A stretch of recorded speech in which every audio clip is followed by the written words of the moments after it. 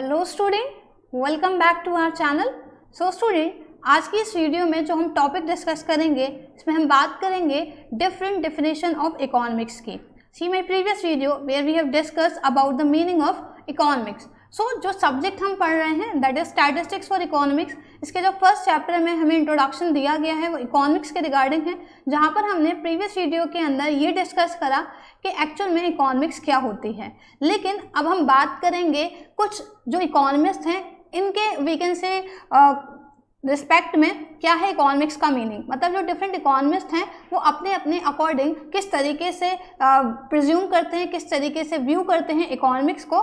Means हम definition देखेंगे different economics की जो आपके सिलेबस के अंदर हैं। सो हमें क्लास 11 स्टैंडर्ड में 4 डेफिनेशन पढ़नी है इकोनॉमिक्स के रिगार्डिंग, और वो 4 डेफिनेशन क्या है? That is wealth definition, welfare definition, scarcity definition and growth definition. अब सबसे पहले जो 1 नंबर का सवाल है वो ये बन जाता है कि बताइए वेलफेयर डेफिनेशन किसने दी, ग्रोथ डेफिनेशन किसने दी, वेल्थ डेफिनेशन किसने दी एंड सो ऑन। तो एक्चुअल में ये डेफिनेशन अपने आप में क्या है, मीनिंग क्या है, ये तो अभी हम डिस्कस करेंगे। लेकिन सबसे पहले बात कर लेते हैं कि जो 4 डेफिनेशन है किसने दी हैं। So as you can see wealth definition दी है एडम स्मिथ ने, ओके। और जो वेलफेयर डेफिनेशन है that is given by Alfred Marshall. Scarcity definition professor Lionel Robbins ने दी है and the growth definition was given by Paul A Samuelson. ये आपने याद रखना है, 1 मार्क में क्वेश्चन पूछ दिया जाता है।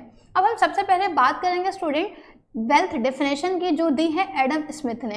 एक्चुअल में एडम स्मिथ जिनको फादर ऑफ इकोनॉमिक्स कंसीडर करा जाता है, सबसे पहले उन्होंने व्यू करा कि इकोनॉमिक्स जैसे भी कोई स्टडी हो सकती है। और जब इन्होंने ये कॉन्सेप्ट रिप्रेजेंट करा तो इन्होंने वेल्थ के रिगार्डिंग एक डेफिनेशन प्रपोज करी। हालांकि उस डेफिनेशन में मेन स्ट्रेस वेल्थ के ऊपर ही करा गया, जहां एडम स्मिथ ने ये कहा कि इकोनॉमिक्स एक ऐसी we can say branch of science है जिसमें हम क्या करेंगे, सिर्फ और सिर्फ ऐसी एक्टिविटीज़ के बारे में स्टडी करेंगे जो एक्चुअल में क्या है, वेल्थ जनरेट करती हैं। या सिंप्लीफाइड मैनर में हम बात करें तो उन एक्टिविटीज़ के रिगार्डिंग जो इकोनॉमिक इन नेचर है। अब इकोनॉमिक एक्टिविटीज़ क्या होती हैं, so that we have discuss in our previous video. तो चलिए वेल्थ डेफिनेशन एक्चुअल में समअप फॉर्म में तो यही कहता है कि एडम स्मिथ ने इस डेफिनेशन में मेनली क्या कहा कि जब हम इकोनॉमिक्स एक ऐसी स्टडी है जहां हम क्या करते हैं, ये कैलकुलेट करते हैं, मेजर करते हैं कि इकोनॉमी के अंदर कितनी ऐसी एक्टिविटी है जो एक्चुअल में क्या है, इकोनॉमिक इन नेचर है। मतलब जो प्रॉफिट अर्न करने के इंटेंशन या लाइवलीहुड अर्न करने के पर्पज से करी जा रही हो, जो वेल्थ जनरेट करने में मदद करती है एक इंडिविजुअल के लिए भी और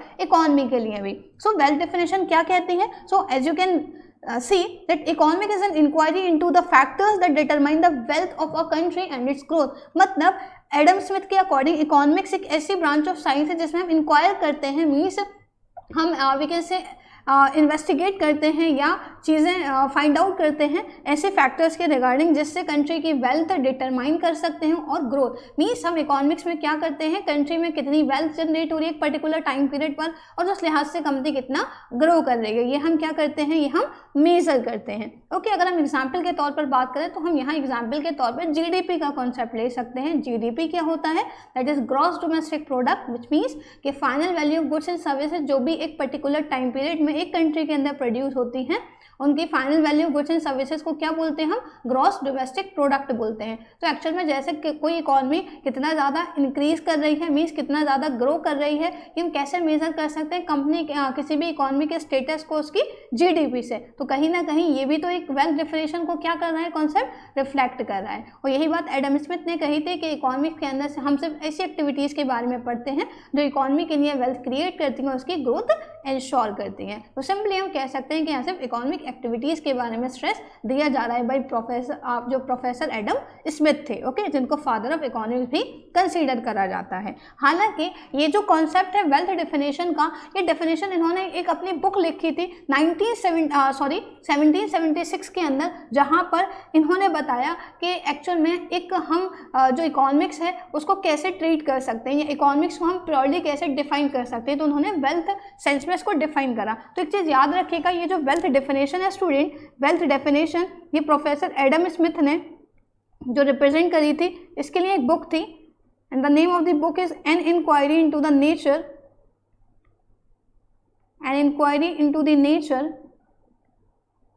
and cause of wealth of nation. कि मतलब जो भी वेल्थ एक्टिविटीज़ हैं, इकोनॉमिक एक्टिविटीज़ हैं, इसकी इंक्वायरी से कंसर्न थी, and cause of wealth of nation. ये एक बुक पब्लिश करी थी in the year 1776, 17th century में 1776 के अंदर, जहाँ पर उन्होंने इकोनॉमिक्स की वेल्थ डेफिनेशन को भी क्या करा, स्टेट करा था, रिप्रेजेंट करा था इस बुक के अंदर, जिसका नाम है an inquiry into the nature and cause of wealth of nation, जो पब्लिश हुई थी 1776 में। ओके, अब हम बात करते हैं नेक्स्ट डेफिनेशन की, that was given by professor Alfred Marshall, और इनकी डेफिनेशन का नाम रखा गया मटेरियल वेलफेयर डेफिनेशन। हालांकि आप कह सकते हैं वेलफेयर लिखा हुआ है, लेकिन इसको हम मटेरियल वेलफेयर डेफिनेशन के नाम से भी जानते हैं। अब जहाँ पर एडम स्मिथ ने ये कहा कि इकोनॉमिक एक ऐसी ब्रांच ऑफ साइंस है जहाँ पर हमें सिर्फ ऐसी एक्टिविटीज़ के बारे में स्टडी करते हैं जो क्या कर रहे हैं, जो एक्चुअल में इकोनॉमिक इन नेचर है, जिससे कंट्री की ग्रोथ हो रही है। लेकिन जो अल्फ्रेड मार्शल थे वो पूरी तरीके से सेटिस्फाइड नहीं थे एडम स्मिथ की डेफिनेशन से। उन्होंने कहा कि ज़रूरी नहीं है अगर कंट्री के अंदर इकोनॉमिक एक्टिविटीज़ हो रही हैं तो इससे economy as a whole grow करे।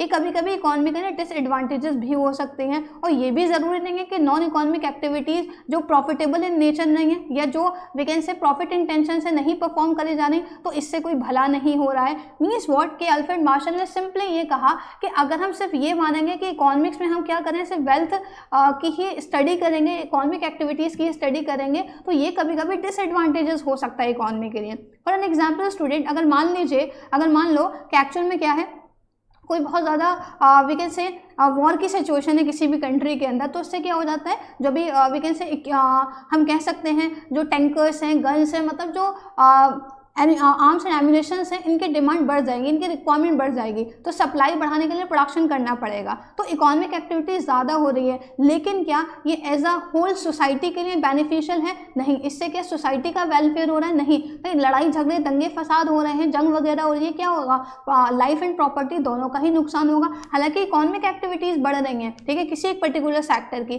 तो यही बात कही अल्फ्रेड मार्शल ने कि ज़रूरी नहीं है कि इकोनॉमिक एक्टिविटीज़ से ही ह्यूमन वेलफेयर हो, क्योंकि बहुत सारी एक्टिविटीज़ ऐसी हैं जो एक्चुअल में क्या है, हम कह सकते हैं सोशल एक्टिविटीज़ हैं, जिनको हम नॉन इकोनॉमिक एक्टिविटीज़ बोलते हैं, जो रिलीजियस एक्टिविटीज़ हैं, पेरेंटल एक्टिविटीज़ हैं।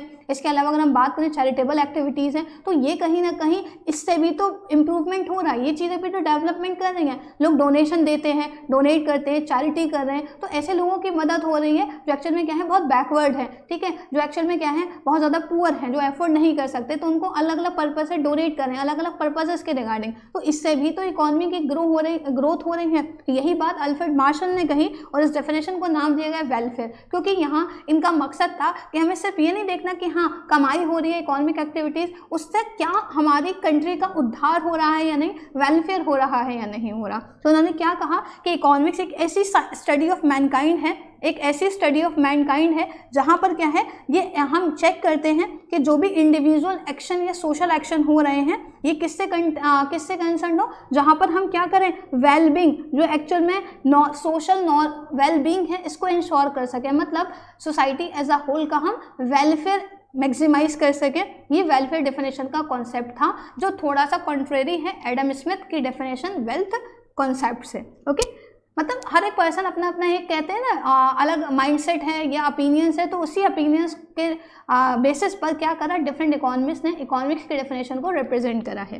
Okay, and the third one है स्कार्सिटी डेफिनेशन। अभी हमने पीछे देखा चारों डेफिनेशन किसने दी, स्कार्सिटी डेफिनेशन किसने दी, लॉयनल रॉबिन्स ने। स्कार्सिटी जैसे मतलब होता है शॉर्टेज से, तो हम अच्छे से जानते हैं कि हमारी इकोनॉमी के अंदर जो भी रिसोर्सेज हैं, जो हमारी नीड्स को, डिमांड्स को सेटिस्फाई करने के लिए रिक्वायर्ड होती हैं, वो कहीं ना कहीं लिमिटेड है इन रिलेशन टू डिमांड्स, क्योंकि हमारी डिमांड्स लिमिटेड नहीं है, अनलिमिटेड है, और साथ के साथ रेपिटेटिव इन नेचर है, मतलब एक डिमांड फर्दर अराइज हो जाती है। For an example, let's suppose आप अपने आप को सपोज करो, आपका रिक्वायरमेंट है, आपको ज़रूरत है एक मोबाइल फ़ोन की, तो आपने जनरली क्या है, डिज़ायर रिप्रेजेंट करी, और फिर your parents are generally capable कि वो आपके लिए क्या कर सकते हैं, फ़ोन परचेज कर सकते हैं, मीन्स डिमांड हो गई वो।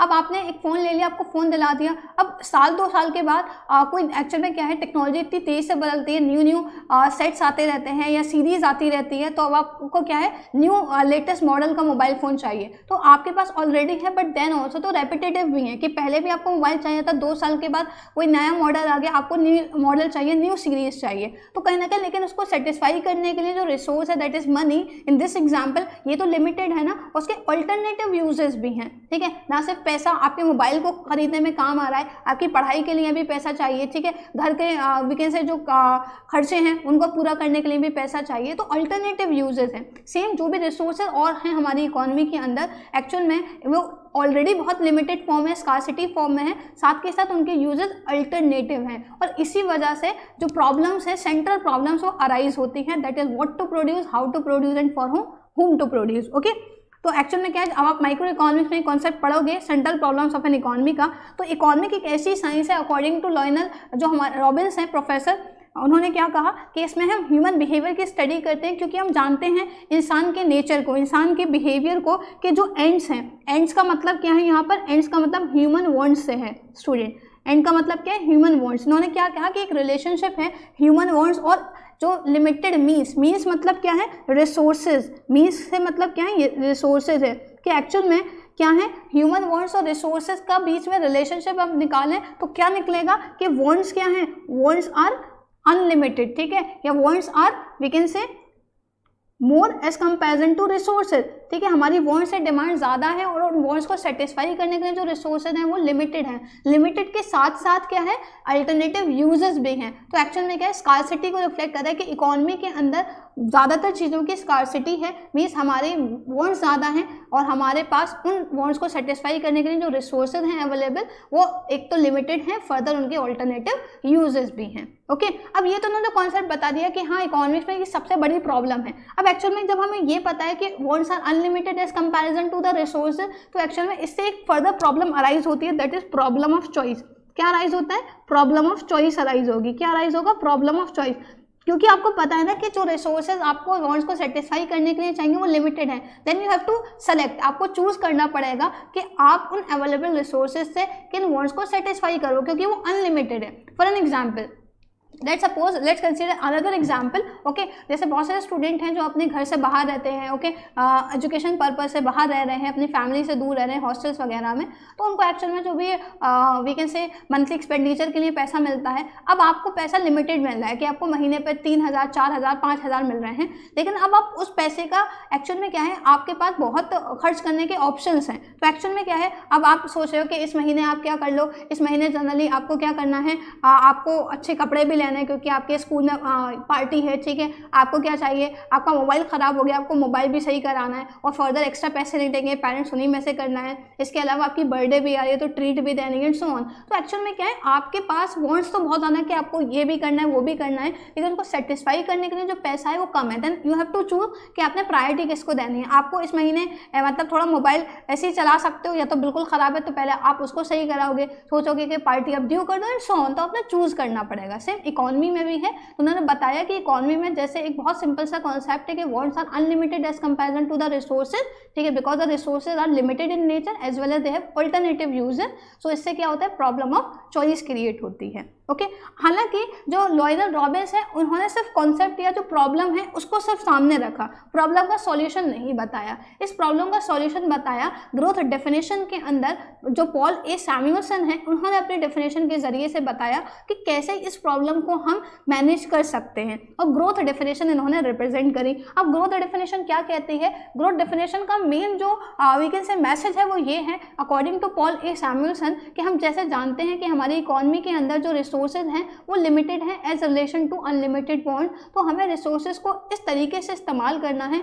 कि जो भी वी कैन से एसोसिएटेड लोग हैं इकोनॉमी से, जो main we can say pillars हैं वो सेटिस्फाइड हो जाए, मतलब या उनका जो सेटिस्फैक्शन है वो मैक्सिमाइज हो जाए। मीन्स कि हमें रिसोर्सेज को इस तरीके से इस्तेमाल करना है जहाँ, क्योंकि हमने बात करी इकोनॉमिक एक्टिविटीज़ की, क्या क्या होती है, production, consumption, investment, distribution and exchange. अब इसमें जो इन्वॉल्व लोग हैं इनका वेलफेयर हमें करना है, उनको ग्रो करना है। तो इस तरीके से हम अवेलेबल इसके जो लिमिटेड रिसोर्सेज हैं उनको इस्तेमाल करें कि जो प्रोड्यूसर है उसका प्रॉफिट मैक्सिमाइज हो जाए, क्योंकि प्रोड्यूसर के लिए क्या मेन सेटिस्फैक्शन कब मिलेगा, उसको मैक्सिमम सेटिस्फैक्शन कब अचीव करेगा, प्रॉफिट जब ज़्यादा से ज़्यादा होगा। तो इस तरीके से रिसोर्सेज को इस्तेमाल करें कि प्रोड्यूसर का प्रॉफिट मैक्सिमाइज मैक्सिमाइज हो जाए और जो कंज्यूमर है उसका सेटिस्फैक्शन मैक्सिमाइज हो जाए बिकॉज बीइंग अ कंज्यूमर हम क्या चाहते हैं कि हम जो भी गुड्स एंड सर्विसेज लें वो हमें सेटिस्फाइड फील कराएं, हाई सेटिस्फैक्शन हम एक्सपेक्ट करते हैं, साथ के साथ सोसाइटी का क्या हो, वेलफेयर हो और डेवलपमेंट हो। तो इस तरीके से हमें क्या करना है, लिमिटेड अवेलेबल रिसोर्सेज को इस्तेमाल करना है।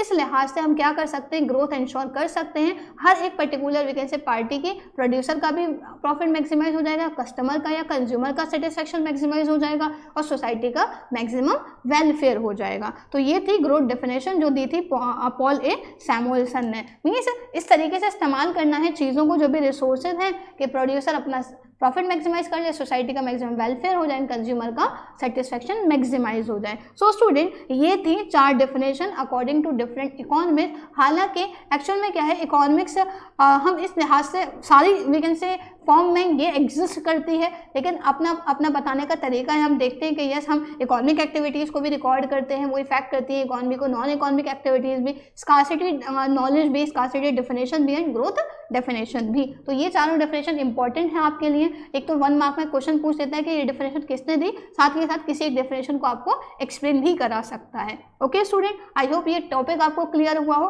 कि इकोनॉमिक्स एक्चुअल में according to Adam Smith, Alfred Marshall, Paul A Samuelson and Lionel Robbins के अकॉर्डिंग क्या है। अगर आपको फर्दर कोई प्रॉब्लम है देन आप हमें कमेंट कर सकते हैं student. Thanks for joining this video.